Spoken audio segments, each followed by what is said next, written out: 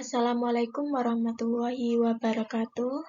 Selamat siang anak-anak. Bertemu lagi dengan Ibu pada mata pelajaran administrasi pajak. Kali ini Ibu akan membahas tentang PPh final. Apa sih itu PPh final? PPh final adalah pajak yang statusnya itu sudah selesai ketika transaksi tersebut terjadi, yang artinya dia nanti tidak akan diperhitungkan lagi di pajak akhir tahun. Perbedaan pajak selain PPh final yaitu kita diharuskan menghitung lagi di akhir tahun. Setelah dihitung, kemudian dilaporkan ke Dirjen Pajak. Oleh karena itu, diperlukan adanya SPT tahunan guna rekapitulasi pajak yang dibayar atau dipotong oleh pihak ketiga. Jadi, kita harus merekap semua, baik itu orang pribadi maupun perusahaan. Sedangkan pajak yang bersifat final, yaitu kita sudah selesai, artinya nanti di akhir tahun cukup dilaporkan saja dan tidak perlu adanya pembayaran lagi terkait pajak yang bersifat final.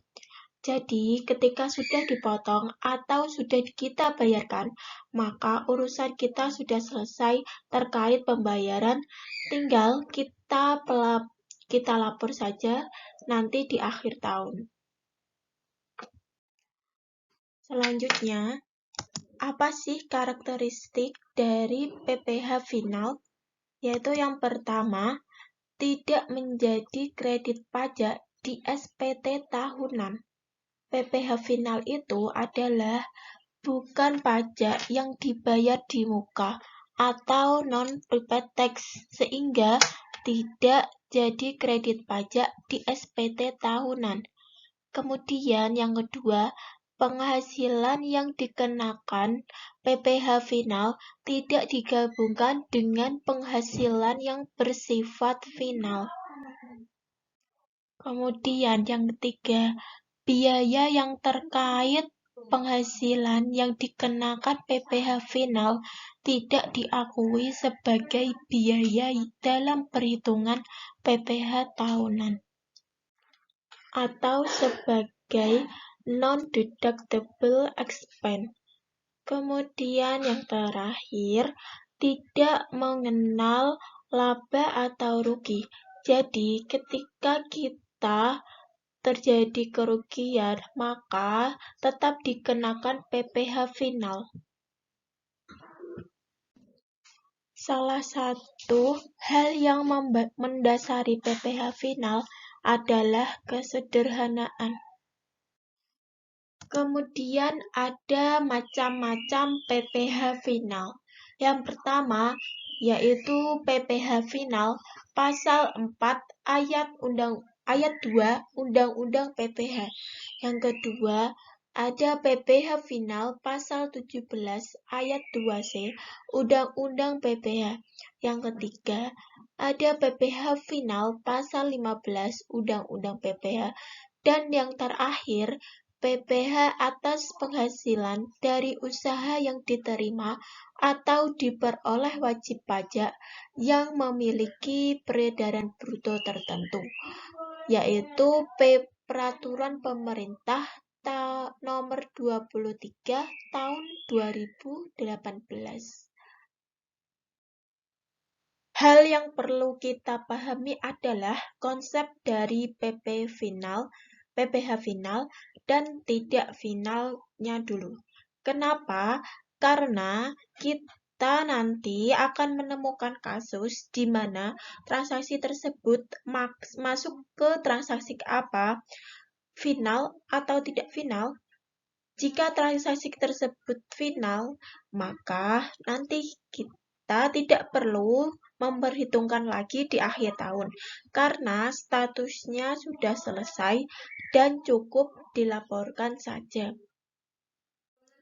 Selanjutnya, ada PPh final berdasarkan mekanisme pengenaannya. Ada dua, yaitu PPh final dipotong pihak lain, dan yang kedua ada PPh final disetor sendiri. Apa artinya PPh final dipotong pihak lain?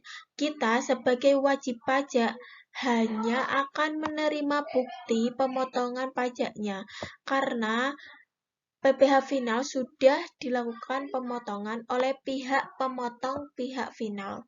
Jadi kita hanya menerima bukti saja dari pemotongan pajak. Kemudian ada PPh final disetor sendiri. Artinya kita sebagai wajib pajak diharuskan untuk menyetorkan ke kas negara secara pribadi. Jadi bedanya kalau PPh dipotong pihak lain itu ada pihak pemotong yang memotong pajak penghasilan kita. Tapi untuk PPh final disetor sendiri, kita diharuskan memotong sendiri pajak penghasilan final. Selanjutnya ada objek PPh final. Objek PPh final ada 12. Yang pertama ada bunga deposito dan tabungan serta diskonto SBI. Yang kedua ada diskonto surat perbendaharaan negara. Yang ketiga ada penghasilan berupa bunga obligasi. Yang keempat ada hadiah undian. Yang kelima ada jasa konstruksi. Yang keenam ada persewaan tanah dan atau bangunan. Ketujuh, pengalihan hak atas tanah dan atau bangunan. Yang kedelapan, penjualan saham di bursa efek. Kesembilan, ada dividen yang diterima objek pajak. Yang ke-10, selisih lebih revaluasi aset tetap. 11, bunga simpanan yang dibayarkan oleh koperasi kepada anggota koperasi orang pribadi. Dan yang terakhir, ada penghasilan kontraktor usaha hulu migas berupa uplift atau imbalan sejenis dan penghasilan kontraktor dari pengalihan participating interest. Selanjutnya, kita akan membahas mengenai pajak penghasilan atas bunga tabungan dan deposito. Yang pertama, kita membahas dulu tentang dasar hukum. Dasar hukum dari adanya pajak penghasilan atas bunga tabungan dan deposito, yaitu yang pertama ada pasal 4 ayat 2 Undang-Undang PPh, yang kedua ada peraturan pemerintah nomor 123 tahun 2012, yang ketiga ada PMK 212 tahun 2018, dan yang terakhir per 03/PJ tahun 2020. Selanjutnya, kita akan membahas tentang apa sih yang dimaksud dengan deposito, tabungan, serta diskonto SBI. Deposito adalah produk penyimpanan uang di bank dengan sistem penyetoran yang penarikannya hanya bisa dilakukan setelah melewati waktu tertentu. Jadi, di dalam Undang-Undang PPh, deposito dalam bentuk apapun seperti deposito berjangka, sertifikat deposito, serta deposit on call adalah merupakan objek PPh final.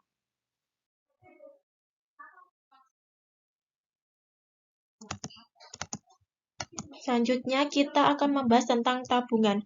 Kalian pasti sudah mengetahui kan tentang tabungan itu apa? Tabungan itu adalah simpanan pada bank dengan nama apapun termasuk giro yang penarikannya dilakukan menurut syarat-syarat tertentu yang ditetapkan oleh masing-masing bank. Sedangkan giro adalah simpanan pada bank yang penarikannya dapat dilakukan setiap waktu dengan menggunakan cek atau surat perintah pembayaran lain atau dengan cara pemindah bukuan.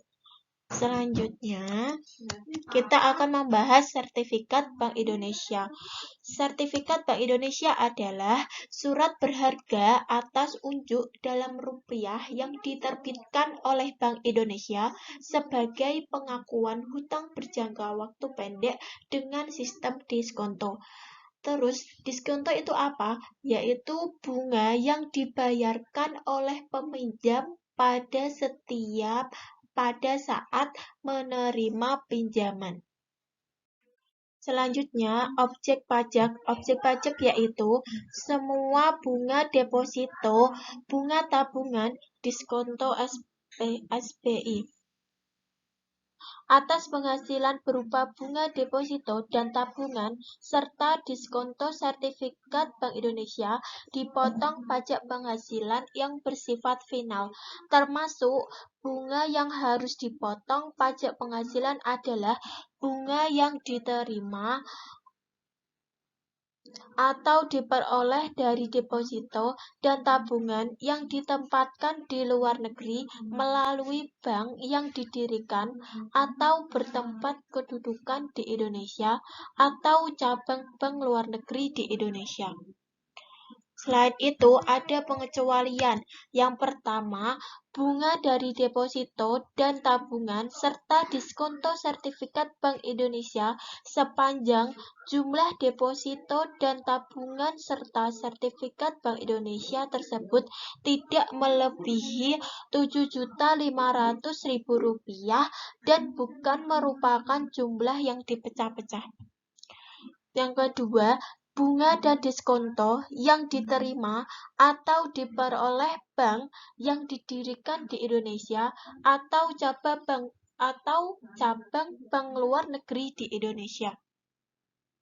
Yang ketiga, bunga deposito dan tabungan serta diskonto sertifikat Bank Indonesia yang diterima atau diperoleh dana pensiun yang pendiriannya telah disahkan oleh Menteri Keuangan sepanjang dananya diperoleh dari sumber pendapatan sebagaimana dimaksud dalam pasal 29 Undang-Undang Nomor 11 Tahun 1992 tentang dana pensiun.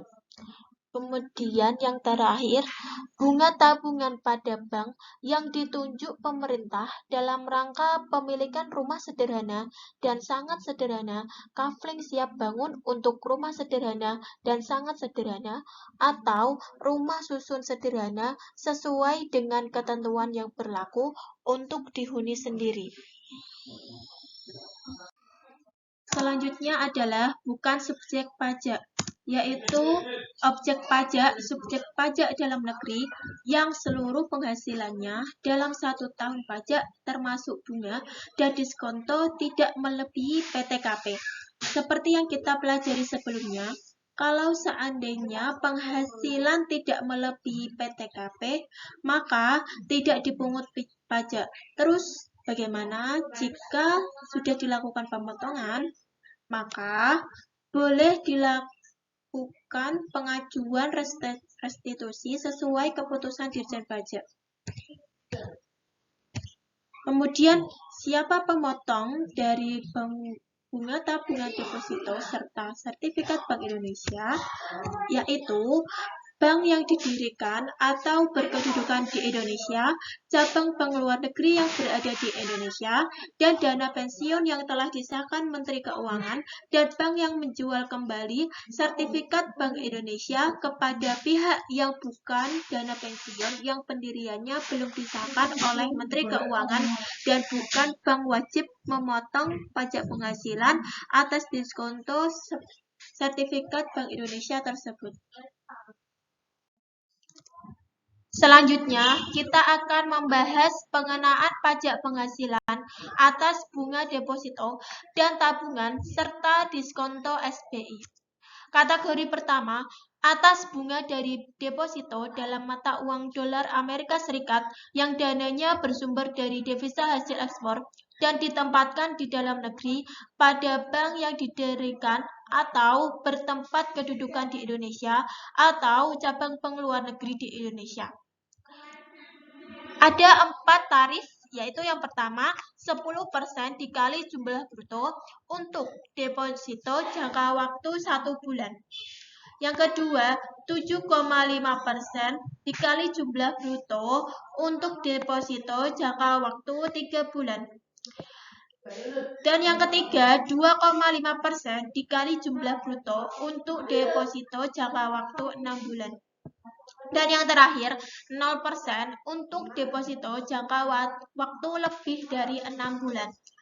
Kategori yang kedua, atas bunga dari deposito dalam mata uang rupiah yang dananya bersumber dari devisa hasil ekspor dan ditempatkan di dalam negeri pada bank yang didirikan atau bertempat kedudukan di Indonesia atau cabang bank luar negeri di Indonesia. Ada 3 pengenaan, yaitu pertama 7,5% dikali jumlah bruto untuk deposito jangka waktu 1 bulan. Yang kedua, 5% dikali jumlah bruto untuk deposito jangka waktu 3 bulan. Dan yang terakhir, 0% untuk deposito jangka waktu lebih dari 6 bulan.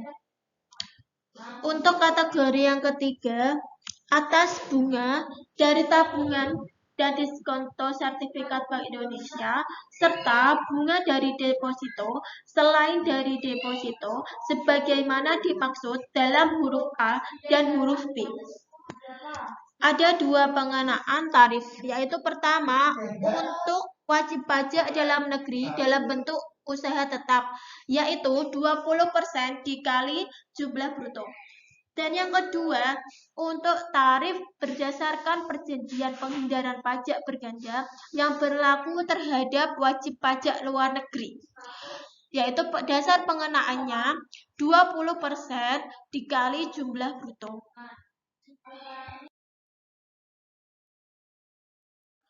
Selanjutnya, kita akan melihat contoh perhitungan dan pengisian SPT.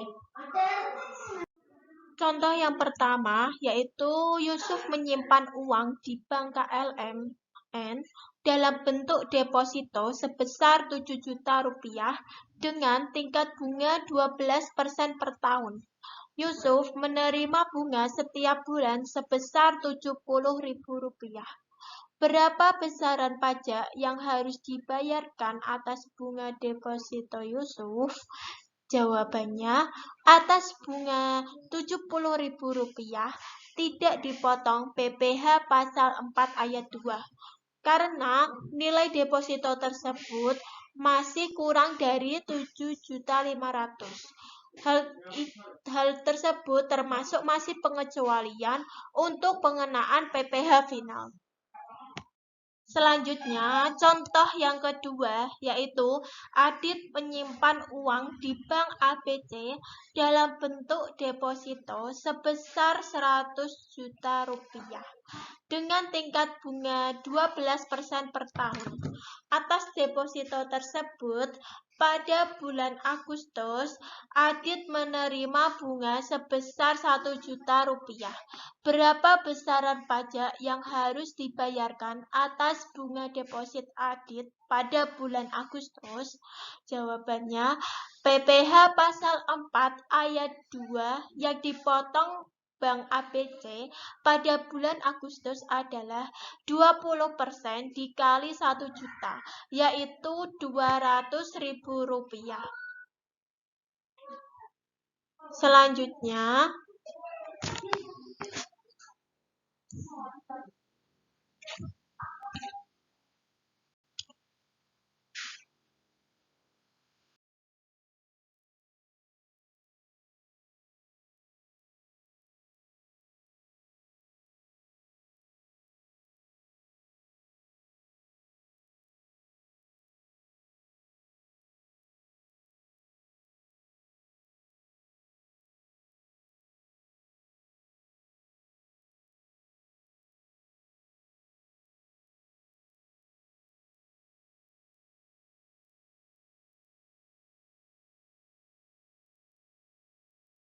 Yang pertama, kita mengisi terlebih dahulu bukti pemotongan. Hal ini dibuat oleh pemotong, yaitu Bank ABC. Kemudian, diisi identitas wajib pajak, yaitu NPWP, nama, serta alamat. Berdasarkan contoh sebelumnya, nama wajib pajak yaitu Adit. Alamat Jalan Mahoni 7, Tangerang. NPWP 03789987564400. Kemudian kita isi kolom yang ketiga yaitu jumlah bruto bunga yang disebutkan di contoh sebelumnya, yaitu sebesar 1 juta. Yang kedua, tarif di kolom 4 yaitu 20%. Yang ketiga, PPh yang dipotong sebesar 200.000. Dan untuk kolom yang keenam yaitu DN karena hal tersebut Adit depositonya berada di dalam negeri.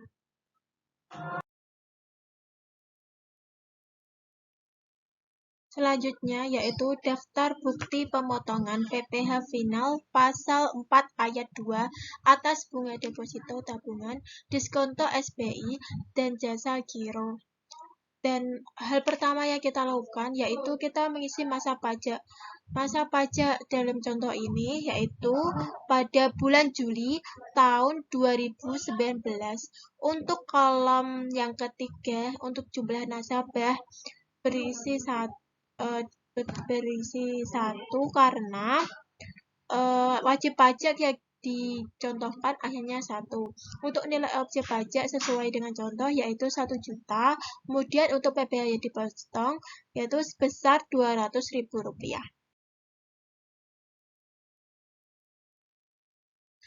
Kemudian untuk SPT masa final sama seperti sebelumnya, tinggal mengisi identitas dari wajib pajak, kemudian diisi nilai objek pajak sebesar 1 juta, kemudian tarif sebesar 20%, dan yang terakhir PPh yang dipotong sebesar Rp200.000. Disebutkan untuk nama bank disebutkan dicontohkan ada banknya itu adalah Bank ABCD. Jadi ABC, jadi ini ditulis ini banknya, nama bank ABC. Terus nomor NPWP-nya tadi sesuai dengan contoh yang pertama, bukti pemotong. Ini kemudian ada tanggalnya disebutkan bahwa ini tanggal 5, bulannya bulan Agustus. Terus ini tahunnya tahun 2019. Sudah, sekian dari Ibu. Apabila ada kesalahan, Ibu minta maaf. Wassalamualaikum warahmatullahi wabarakatuh.